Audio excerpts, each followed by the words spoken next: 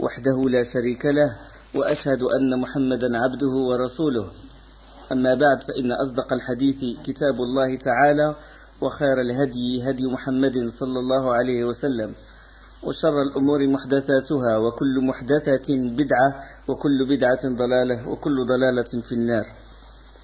On s'est arrêté la dernière fois sur l'ilm qabla al-qawl wal amal, la connaissance avant la parole et l'acte. Le titre qu'a évoqué l'imam al-Bukhari dans son Sahih. Et on a dit que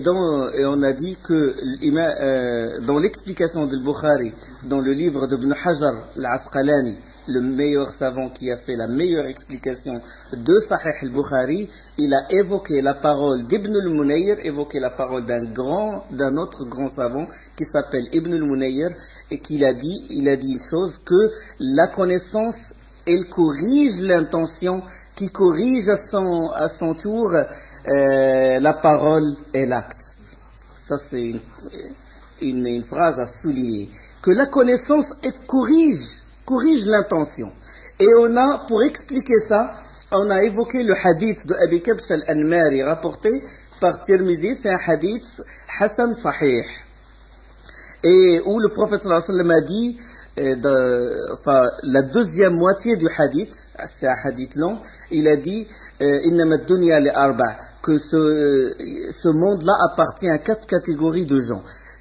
Et il a énuméré les 4 catégories de gens. Il a dit quelqu'un à qui Allah a octroyé la connaissance, la science, l'ilm et l'argent. Une fortune, ça veut dire Allah lui a donné une fortune et une science. Il craint ainsi Allah dans la façon de dépenser cet argent. Il en donne à ses proches.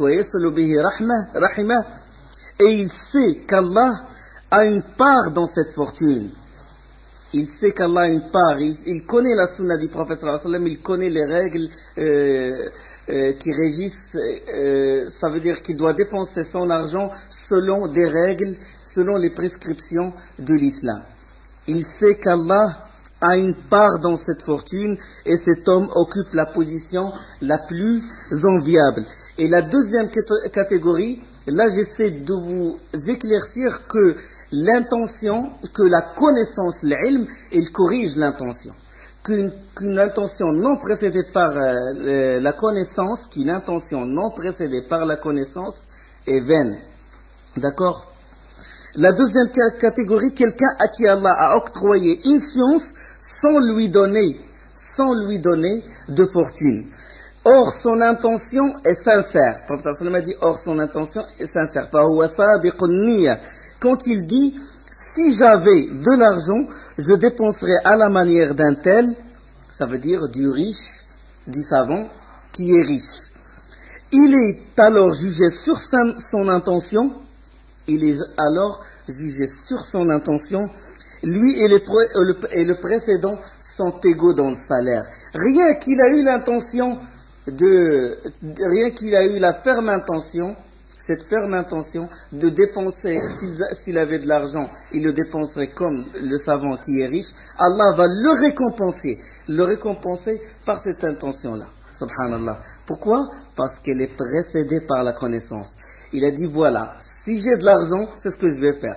Je connais la zakat, le 10e, les 8 catégories, le fuqara, le masakin, les pauvres, les handicapés, les 8 catégories qui sont énumérées dans Surat Tawbah. Voilà comment je vais faire mon partage et tout.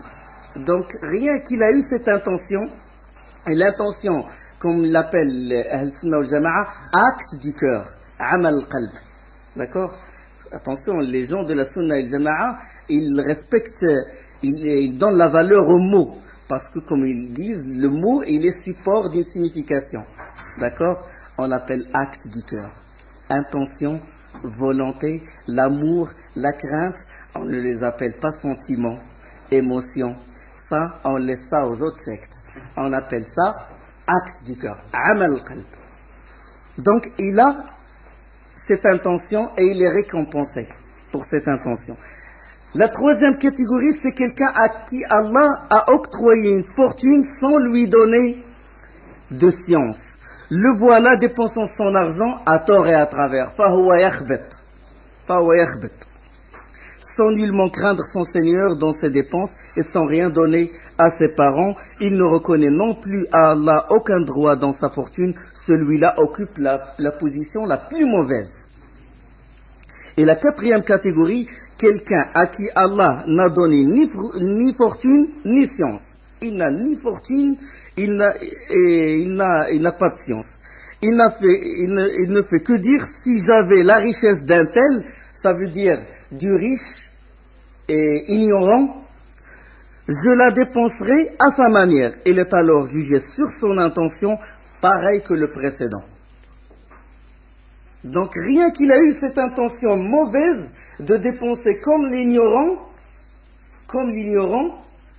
Allah va le juger à cause de cette intention. Subhanallah. Il n'a rien fait. La connaissance corrige l'intention pour connaître vraiment la valeur de l'ilm. Moi, je ne dis pas qu'il faut qu'on soit tous... Il y a des gens qui disent, quand je parle de la connaissance, de la science, ils croient qu'ils disent, ah, ça c'est pour les privilégiés, pour talabat l'ilm, pour les grands savants. Mais je vous dis une chose, enlevez l'ignorance de votre cœur, et ça c'est très important. Donc, ça, l'intention est considérée, si elle est ferme, elle est considérée comme un acte du cœur, et Allah nous récompensera rien qu'avec cet acte du cœur-là, qu'avec cette intention ferme. Et Cheikh Rahimahullah, il va évoquer d'autres actes du cœur dans l'adoration, et on va en parler, Inch'Allah. Maintenant, il y a un autre hadith où Allah subhanahu wa ta'ala, il fait mentionner par écrit, c'est un hadith d'Ibn Abbas, rapporté par le Bukhari, et Muslim aussi, dans les deux sahih, où Allah, il a fait mentionner par écrit, par les deux anges, les bonnes actions et les mauvaises actions. Puis il a donné cet éclaircissement. Il a dit, celui qui a l'intention de faire une bonne action, mais n'a pu la réaliser, Allah, glorifié et exalté, la lui inscrit comme une bonne action. Mais ça, c'est une intention qui précède l'intention ferme. Man hamma, l'ham. Il y a l'ham et il y a l'azm. Donc, parce qu'il y a ce hadith-là où les gens ils disent, bon, si quelqu'un il a eu l'intention de faire des bonnes œuvres et il ne les a pas fait, il va avoir que la récompense d'une seule bonne action. D'accord? Mais s'il a l'intention ferme de faire cette bonne action, il ne l'a pas fait, il est récompensé plusieurs fois. Ce n'est pas qu'une seule, il n'aura pas que la récompense d'une seule bonne action. Et le reste du hadith, s'il a eu l'intention de la faire et s'il l'a exécutée, Allah lui inscrit pour elle une bonne action. Une bonne action supérieure de 10 à 700 fois et davantage encore. Et s'il a l'intention de commettre une mauvaise action et s'il ne la fait pas, Allah lui inscrit comme une bonne action entière. Et s'il a l'intention de la faire et s'il l'a fait, Allah lui inscrit comme une mauvaise action. Donc celui qui a l'intention de faire une mauvaise action et qu'il ne la fait pas, attention, il ne la fait pas par crainte d'Allah. Parce qu'il y a un autre hadith, le terme il n'est pas évoqué dans ce hadith-là, mais il y a un autre hadith qui l'explique, et où Allah il dit, il n'a pas fait cette mauvaise action parce qu'il m'a craint. Parce qu'il m'a craint. Il l'a laissé pour moi. Ce n'est pas comme quelqu'un, il a voulu faire commettre un péché, mais il a été invité par une autre personne et puis il n'a pas commis ce péché-là. On va dire, écoute, tu auras une récompense, tu auras une bonne action. Non, il faut qu'il la laisse pour Allah subhanahu wa ta'ala. La suite de l'usul thalas. Donc maintenant, ça prouve quoi? Ça prouve que la connaissance corrige l'intention. Il y a des gens qui croient ils disent, moi j'ai une bonne intention. Moi, je suis véridique dans mon intention. Je ne veux que du bien. Puisque intention et volonté sont à peu près pareilles. Je ne veux que du bien. J'ai une bonne action. Il y a un hadith, je l'ai évoqué aussi dans la prière de Jumu'ah, où le prophète sallallahu alayhi wa sallam, c'est un hadith de Na'man ibn Bashir, hadith rapporté par le Bukhari, où le prophète sallallahu alayhi wa sallam, il dit la semblance de celui qui reconnaît les limites d'Allah et la semblance de celui qui les transgresse est celle d'un groupe de gens qui ont tiré au sort pour donner à chacun de sa place dans un bateau. مثل القائم في حدود الله والواقع فيها كمثل قوم, comme un groupe de gens, قوم استهموا في سفينة. Ils ont tiré au sort pour donner à chacun sa place dans un bateau. À certains revint le pont, et à d'autres revint la cale, et pour d'autres la cale. Donc à certains revint le pont, et à d'autres la cale. Ceux qui logeaient dans la cale, la safina, ça veut dire le bateau, et c'est sur une eau douce, pas dans la mer, il est dans une rivière. Ceux qui logeaient dans la cale étaient obligés de passer par le pont pour puiser l'eau, ça veut dire l'eau de la rivière. Ceux qui étaient dans la cale, ils étaient obligés de monter l'escalier ou l'échelle et déranger ceux qui sont au-dessus pour prendre l'eau de la rivière. D'accord? Ils sont obligés de le faire. Ils sont obligés de monter l'escalier ou l'échelle et prendre... Et qu'est-ce qu'ils dirent ces gens-là, ceux qui sont dans la cale? Ils dirent, si nous faisions un trou dans la partie qui nous revient, nous cesserions de déranger ceux qui sont au-dessus de nous. On dit, nous, on ne veut que du bien. Nous, on est miséricordieux. On ne veut pas déranger nos frères. On va monter, descendre. Les pauvres, on va les déranger. Qu'est-ce qu'on va faire? Nous qui avions une bonne intention, on va faire un petit trou, comme ça, et on va puiser l'eau directement sans les déranger. Nous, on a rahma, on a la miséricorde. Ils dirent, si nous faisions un trou dans la partie qui nous revient, nous cesserions de déranger ceux qui sont au-dessus de nous. Et le prophète sallallahu alayhi wa sallam, il dit, s'il les laisse, ça veut dire, ça revient à ceux qui sont au-dessus. S'il les laisse réaliser ce désir, c'est leur perte. Il a une bonne intention, mais il mène à sa perte. Pourquoi? Parce qu'il n'a pas la connaissance. Cette intention n'est pas précédée par la connaissance, comme quoi, s'il fait un trou, il y a l'appel du vide, et puis il y a la montée de l'eau, et le bateau va descendre. Il n'a pas cette connaissance. Mais il dit, moi j'ai une bonne intention. Tu vois? Vous voyez l'importance de la connaissance. S'il les laisse réaliser ce désir, c'est leur perte à tous. Et s'il les en empêche, c'est leur salut à eux et à tous. C'est clair maintenant que la connaissance corrige l'intention. Qui corrige à son tour la parole et l'acte. La budda min al-ilm. La suite de l'usul salat.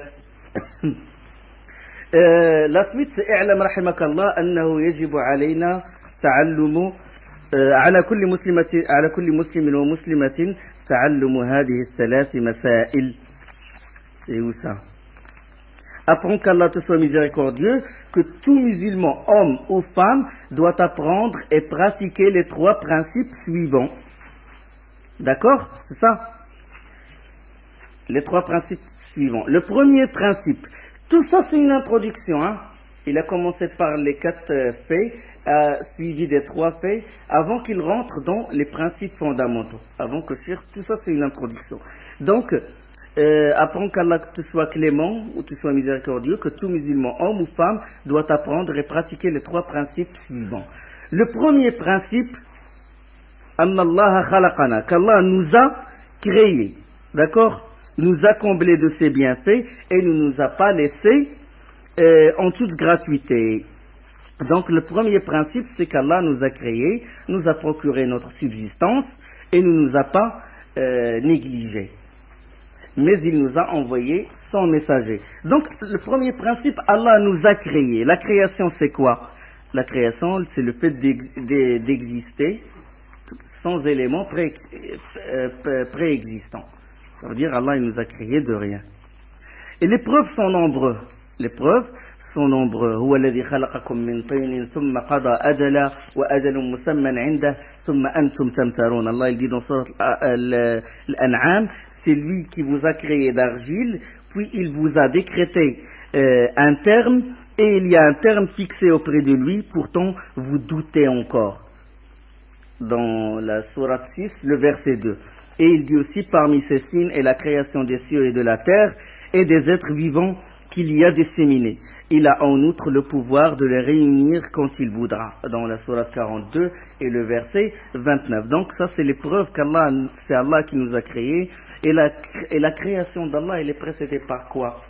Elle est précédée par le qadar, par la connaissance, après la connaissance, l'écriture, et ce n'est qu'après qu'il y a, après bien sûr la volonté, le mashi'a, et après il y a la création, les 4 degrés du destin et de la prédestinée. Donc Allah il a écrit, puis après il a créé. Allah subhanahu wa ta'ala il dit dans sourate 54, le verset 45, quant à nous, toutes choses, nous avons créé, précédées par le qadar, prédestiné. Et dans le hadith de Bukhari, ce hadith-là on l'a évoqué aussi dans Sira al-Nabawiyya, l'année des délégations, hadith de Imran ibn Hussein, que le prophète sallallahu alayhi wa sallam a dit Allah était rien d'autre avec lui, l'unique subhanahu wa ta'ala, et son trône était sur l'eau, et il avait écrit toutes choses dans le dhikr, dans la table gardée, et il a créé les cieux et la terre. Donc Allah il est le premier subhanahu wa ta'ala, rien avant lui subhanahu wa ta'ala, et le dernier rien après lui, et il a créé l'eau et il a créé le trône, subhanahu wa ta'ala, les premières créatures. Et après le trône, il a créé le qalam, ou le stylo. Il lui a dit d'écrire tout ce qui va se passer jusqu'au jour de la résurrection. Donc, et dans un hadith de Muslim aussi, Allah a décrété la destinée de toutes ces créatures avant de créer les cieux et la terre de 50 000 ans, et son trône était sur l'eau, subhanahu wa ta'ala. Donc, de 50 000 ans, Allah subhanahu wa ta'ala a tout écrit. Et on peut déduire ça par le texte qu'Allah il est notre créateur, et par la raison aussi. Allah subhanahu wa ta'ala l'a signalé dans le verset 35 de la sourate Tur, la sourate 52. Allah il dit Am khuliqu min ghayri shay'in am humul khaliqun. Ont-ils été créés à partir de rien, ou sont-ils eux les créateurs? Donc deux choses. Ou bien ils sont créés de rien, ou bien sont eux les créateurs. Ils ont créé eux-mêmes. La suite du verset, où ont-ils créé les cieux et la terre, mais ils n'ont plutôt aucune conviction. Donc l'homme n'a pas créé sa personne. Et l'homme n'a pas créé sa personne. Donc la deuxième chose, c'est qu'il est créé, quelqu'un l'a créé. L'organisme, son organisme, comment il fonctionne, tout ça, tout ce qu'on voit dans les cieux et la terre, tout ce qu'on voit en nous-mêmes et tout, ça prouve qu'Allah, que derrière cet univers bien organisé, qui obéit à des lois, à des règles, qui est beau aussi, prouve l'existence d'Allah subhanahu wa ta'ala. Mais les gens sont aveugles. قل انظروا ماذا في السماوات وما في الأرض وما تغني الآيات والنذر عن قوم لا يؤمنون. Dis regardez ce qui est dans les cieux et sur la terre, mais ni les preuves ni les avertisseurs ne suffisent à des gens qui ne croient pas. Allah il dit dans sourate Yunus, le verset 101. Allah khalaqana wa razaqana. Donc il nous a créé, il nous a procuré notre subsistance. Preuve dans le texte, وَمَا خَلَقْتُ الْجِنَّ وَالْإِنسَ إِلَّا لِيَعْبُدُونَ مَا أُرِيدُ مِنْهُمْ وَمَا خَلَقْتُ الْجِنَّ وَالْإِنسَ إِلَّا لِيَعْبُدُونَ مَا أَسْأَلُهُم مِّن رِّزْقٍ أو بقية الآية je me rappelle même pas. Je n'ai créé les djinns et les hommes et les humains que pour qu'ils m'adorent. Je ne cherche pas d'eux une subsistance et je ne veux pas qu'ils me nourrissent. مَا أُرِيدُ مِنْهُم مِّن رِّزْقٍ وما أريد أن يطعمون إن الله هو الرزاق ذو القوة المتين. Je ne cherche pas d'eux une subsistance et je ne veux pas qu'ils me nourrissent. En vérité, c'est Allah qui est le grand pourvoyeur, le détenteur de la force, l'inébranlable. Dans Sourate 51, les versets 56, 57, 58. Et par la raison, puisqu'Allah subhanahu wa ta'ala nous a créés, nous on ne peut pas vivre on dépend de l'oxygène et on ne peut pas vivre sans oxygène, sans eau, sans nourriture. Donc Allah subhanahu wa ta'ala nous a donné tout ça. Allah subhanahu wa ta'ala يقول أفرأيتم ما تحرثون أأنتم تزرعونه أم نحن الزارعون. Avez-vous idée de ce que vous labourez? vous labourez? Est-ce vous qui cultivez ou si c'est nous? أم نحن الزارعون لو نشاء لجعلناه حطاما فظلتم تفكهون. Si nous voulions, nous réduirons tout ça en débris et vous passerez le temps en regret. Et il dit aussi أفرأيتم الماء الذي تشربون. Avez-vous idée de l'eau que vous buvez? أأنتم أنزلتموه من المزن أم نحن المنزلون. Est-ce vous qui le faites descendre des nuages ou c'est nous qui le faisons? لو نشاء جعلناه أجاجا فلولا تشكرون. Si nous voulions, nous l'aurions fait saumâtre, que n'en avez-vous gratitude? Donc ça, c'est des preuves que c'est Allah qui nous donne, qui nous donne la nourriture, qui nous donne notre subsistance.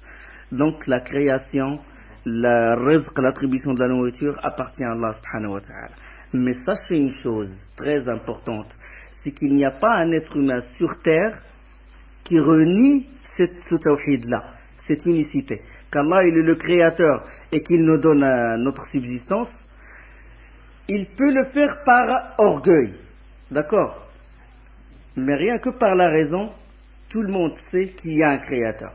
Que derrière cet univers-là, il y a un créateur. Et Allah, il le dit dans le Coran.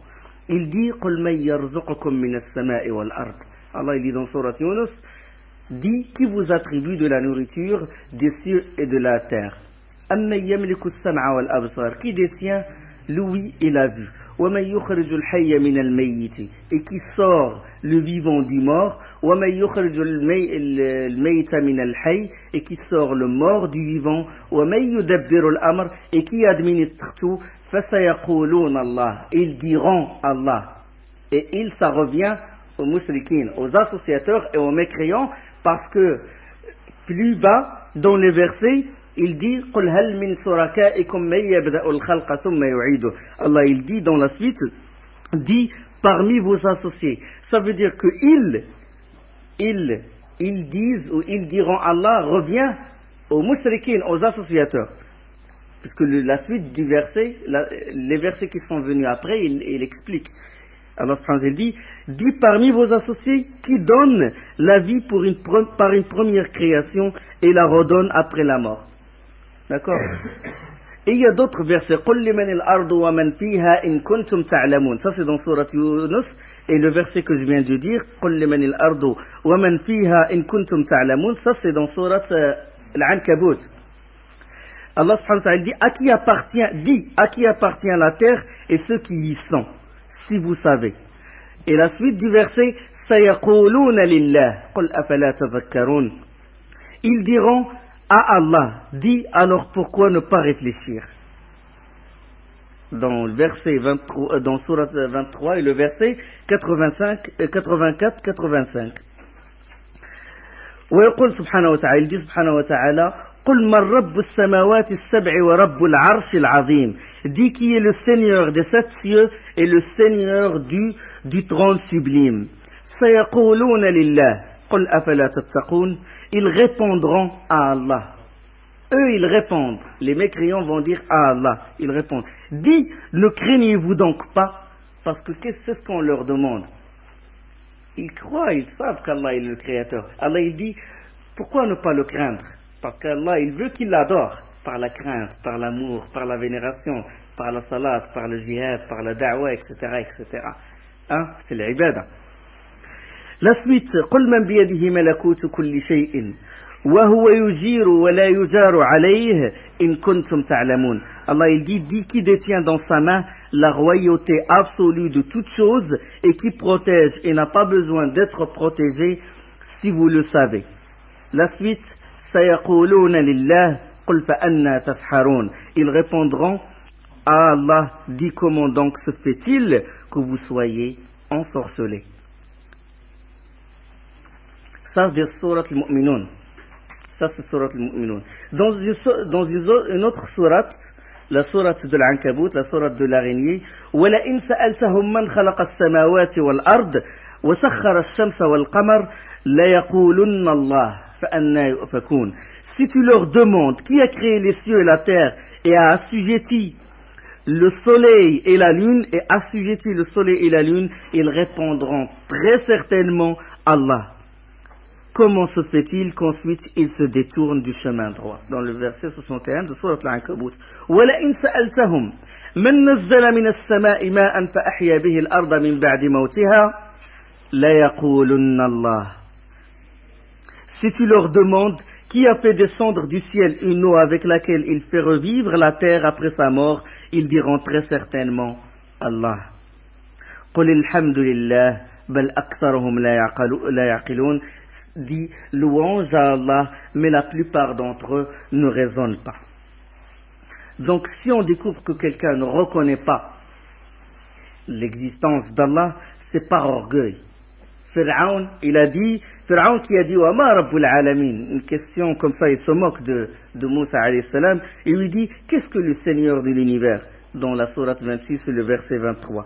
Et il dit aussi wa qala Pharaon ya ayyuha al-mala'u وقال فرعون يا أيها الملأ ما علمت لكم من إله غيري. Et quand Pharaon dit oh notable, je ne connais pas de divinité pour vous autre que moi, dans la sourate 28 et le verset 38.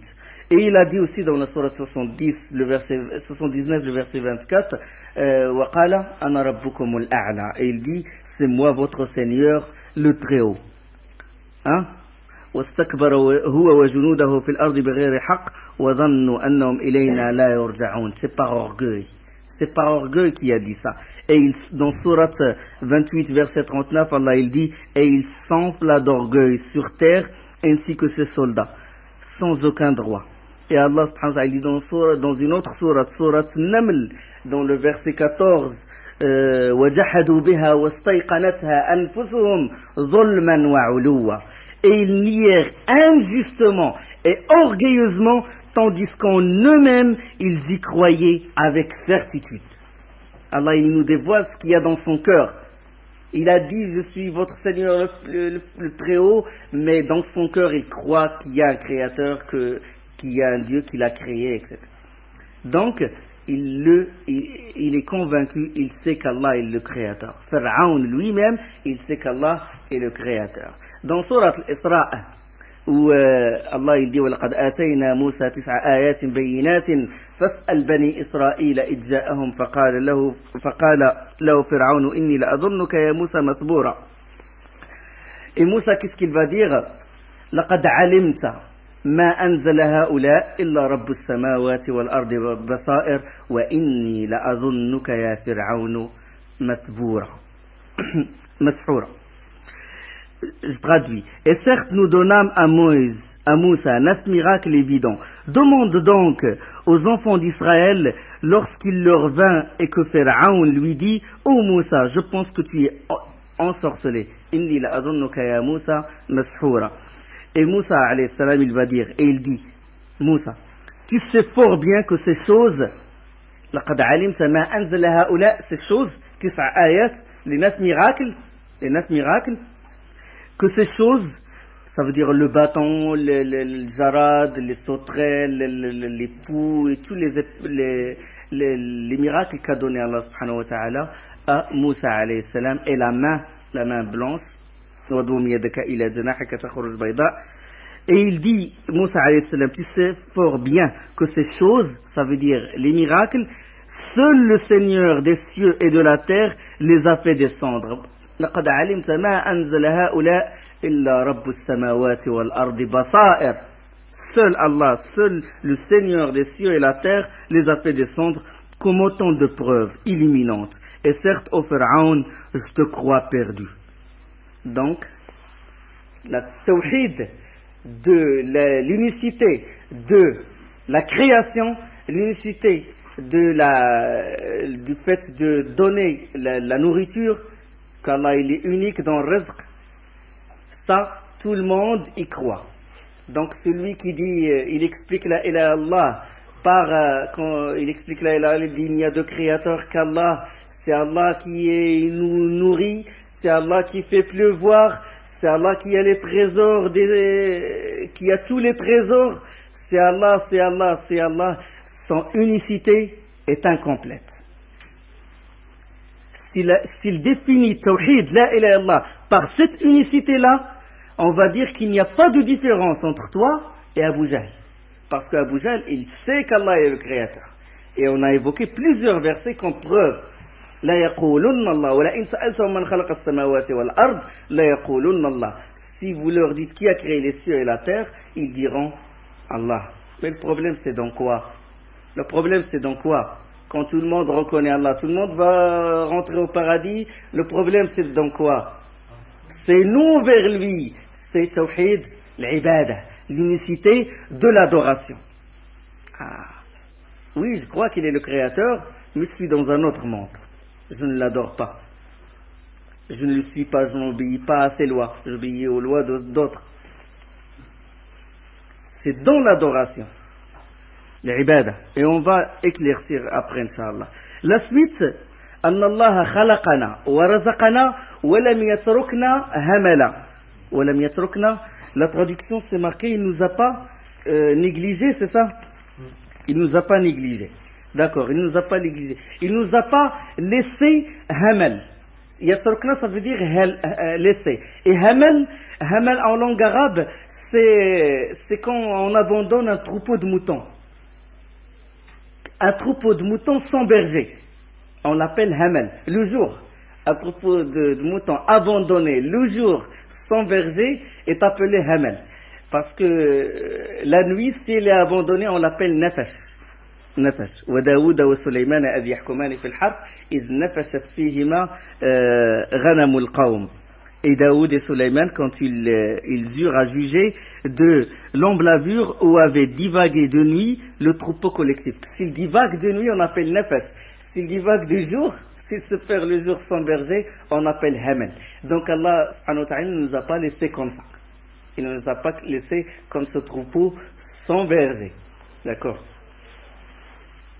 Donc ça, c'est le hamel. Il ne nous a pas négligé, si vous voulez, la traduction qu'ils ont mis. Allah subhanahu wa ta'ala, il dit أَمْ حَسِبْتُمْ أَنَّمَا خَلَقْنَاكُمْ عَبَثًا وَأَنَّكُمْ إِلَيْنَا لَا تُرْجَعُونَ. Pensez-vous que nous vous ayons créé en pure gratuité et que de vous-même, il ne nous fut pas fait retour, dans Sourate 23 et le verset 115. Et il a dit وَمَا خَلَقْنَا السَّمَاوَاتِ وَالْأَرْضَ وَمَا بَيْنَهُمَا لَاعِبِينَ. Et ce n'est pas par divertissement que nous avons créé les cieux et la terre et ce qui est entre eux. Nous les avons créés qu'en toute vérité, mais la plupart d'entre eux ne savent pas. Dans Sourate 44 et les versets 38-39. Allah, il ne joue pas quand il a créé les cieux et la terre, il a assujetti les étoiles et tout il a assujetti la terre et tout pour nous, pour qu'on vive dessus. C'est pas comme ça par jeu, Allah il ne joue pas, mais pour une raison bien précise, pour qu'on l'adore. وَمَا خَلَقْتُ الْجِنَّ وَالْإِنسَ إِلَّا لِيَعْبُدُونَ. Tout ça, Allah nous a créé, il nous donne un taux d'oxygène bien précis, il a fait que l'atmosphère nous protège contre les rayons cosmiques et qu'il filtre une certaine lumière, etc., etc. Rien ça, pour rien, sans raison valable. Tu portes un manteau, pourquoi? Parce qu'il fait froid, je le porte. La raison de le porter, il fait froid. Et les chaussettes, oui, parce qu'il fait froid, je mets des chaussettes. Et toi-même, hein? Ah, moi, c'est pas moi. Le Big Bang est puissant en raison, j'ai été créé du hasard. Subhanallah. Le vêtement que tu portes, chaque chose. À quoi ça sert cette feuille? Pour une raison, pour qu'on écrit dessus, etc. D'accord. Et chaque cellule de ton corps, oui, chaque cellule elle est spécialisée et il y a des cellules qui sont spécialisées à la sécrétion de l'insuline, il y a des cellules du foie, il y a des cellules du cœur. Chaque organe, chaque cellule, chaque tissu, il a un rôle bien précis. Il a une raison d'être. Et toi, qui contient ces cellules-là? Non, moi, c'est le hasard, moi. C'est le hasard, après on va devenir poussière, après il n'y a rien. Subhanallah, c'est le manque de raison. أَيَحْسَبُ الْإِنسَانُ أَن يُتْرَكَ سُدًى. Allah il dit dans Sourate Al-Qiyamah, l'homme croirait-il qu'on le laisse Souda en toute gratuité? L'imam Shafi'i il dit Souda, ça veut dire sans enseignement, sans ordre, sans interdit. D'accord? Mais les mécréants, Allah il dit d'eux, وَالَّذِينَ كَفَرُوا يتمتعون ويأكلون كما تأكل الأنعام والنار مثوى لهم dans sourate Muhammad. Allah il dit, et ceux qui mécroient jouissent et mangent comme mangent les bestiaux, et le feu sera leur lieu de séjour. Et le feu sera leur lieu de séjour. Ils jouissent, hein, boulot, métro, dodo, fini. Après ça, il n'y a rien. Subhanallah. بل أرسل إلينا رسولا. بل أرسل إلينا رسولا. Mais il nous envoya un messager. Il nous envoya un rasoul. Laissons un rasoul comme ça. Il nous envoya un rasoul. Allah subhanahu wa ta'ala dit: وَمَا خَلَقْتُ الْجِنَّ وَالْإِنسَ إِلَّا لِيَعْبُدُونَ. Je n'ai créé les djinns et les humains que pour qu'ils m'adorent. Mais comment adorer Allah? Comment adorer? On va se réunir dans un endroit, on va faire la danse là, des derviches tourneurs pour montrer qu'on adore Allah. On va chanter peut-être, on va chanter des poèmes. On va chanter des poèmes. Comment on l'adore? Comment? La façon de l'adorer. Il faut le prophète, il faut le rasoul. Donc le prophète sallallahu alayhi wa sallam nous montre comment adorer Allah subhanahu wa ta'ala. Il faut la connaissance. On a une bonne intention. On va danser pour montrer qu'on aime Allah. On va danser. Mais il n'est pas précédé par la connaissance. D'accord? Donc, pour l'adorer, il n'y a qu'un seul moyen, c'est suivre le prophète, suivre le rasoul. D'accord? Il n'y a pas d'autre moyen. Comment l'adorer? Comment l'adorer comme il aime, lui, subhanahu wa ta'ala.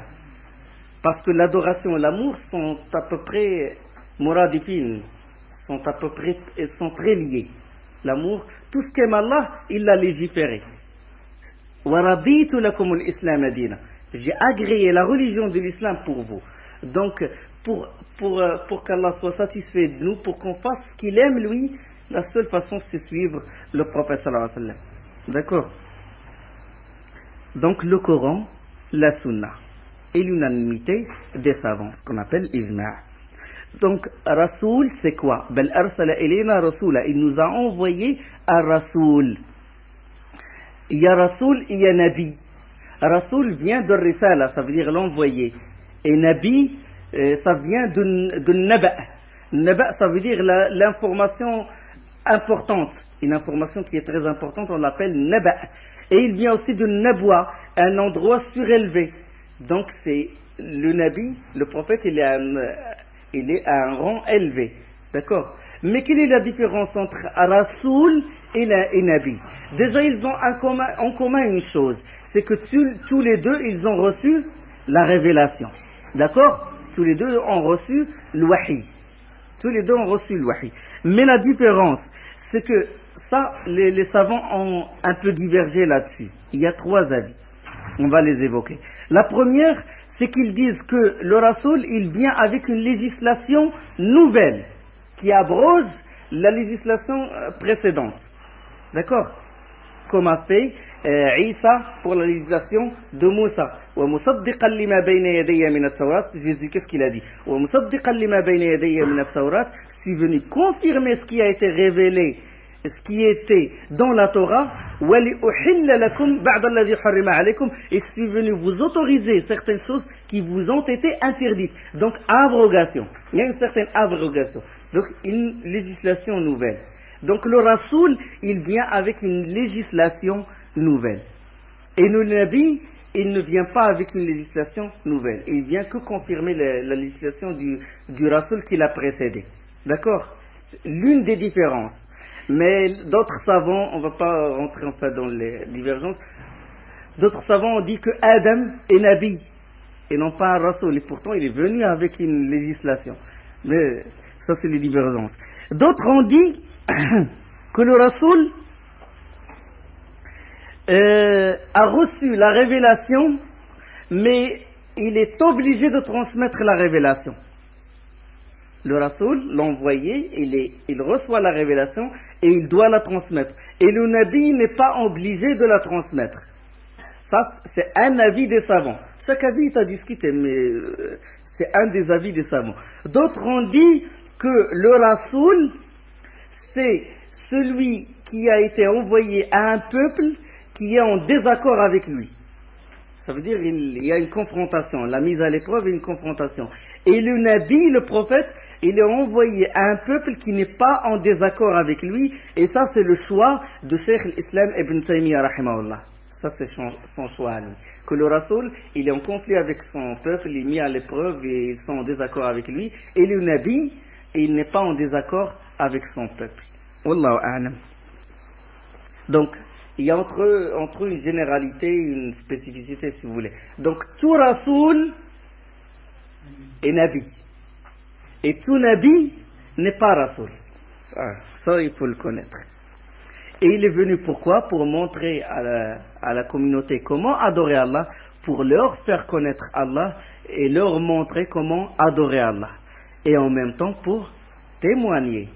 Hujja, témoigner sur eux. Comme ça, ils n'ont aucune preuve devant Allah, aucune excuse devant Allah le jour de la résurrection. Allah subhanahu wa ta'ala, il dit, vers la fin de Surat Nisa, nous t'avons fait une révélation comme nous fîmes à Nuh, inna awhayna ilayka kama awhayna ila Nuhin, wan nabiyyina min ba'dih. Comme nous avons fait à Nuh et les prophètes qui sont venus après lui.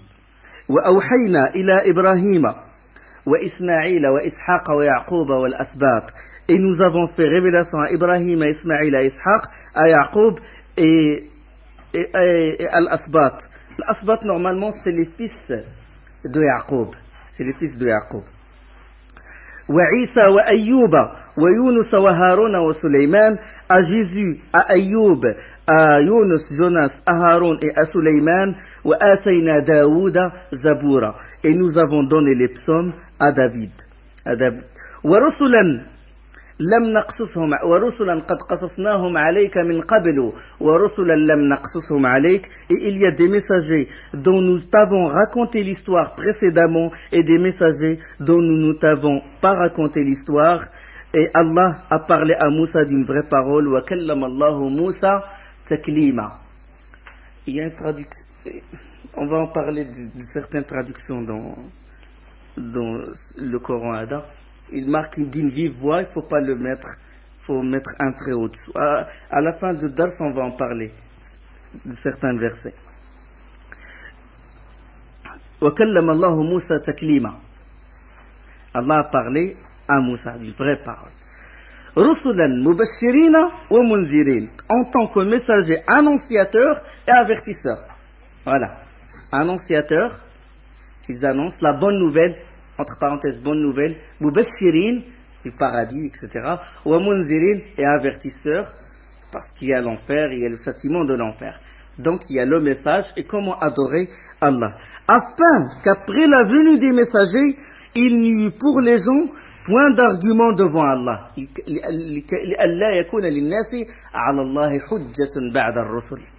Afin qu'après la venue des messagers, il n'y eut pour les gens point d'argument devant Allah. Wa kana Allahu azizan hakima. Et Allah est puissant et sage. Dans Surat 4, les versets 163, 164, 165. Dans un autre verset, si nous les avions détruits pour les châtier, il pourrait dire, Allah il dit, il pourrait dire, laqalu, Seigneur Rabbana, lawla arsalta ilayna rasulan fanattabi'a ayatik. Et qu'est-ce qu'ils vont dire? Ils pourraient dire, Seigneur, pourquoi ne nous as-tu pas envoyé de sorte que nous suivions tes signes, hein? Que nous suivions tes enseignements. Lawla arsalta ilayna rasulan fanattabi'a ayatika. Avant d'être avilis et mis à mal. Nous suivions tes signes ou tes enseignements avant d'être likayla nazilla ou nakhza. Dans Surat Taha, Surat 20, et verset 134. وَمَا كُنَّا مُعَذِّبِينَ حَتَّى نَبْعَثَ رَسُولًا. Aussi bien nous châtions nous qu'une fois dépêché un envoyé. Allah il ne châtie pas un peuple ici-bas et dans le-delà qu'après avoir envoyé un prophète ou un envoyé pour qu'il témoigne de tes gens, il témoigne contre eux. Wa subhanakallah.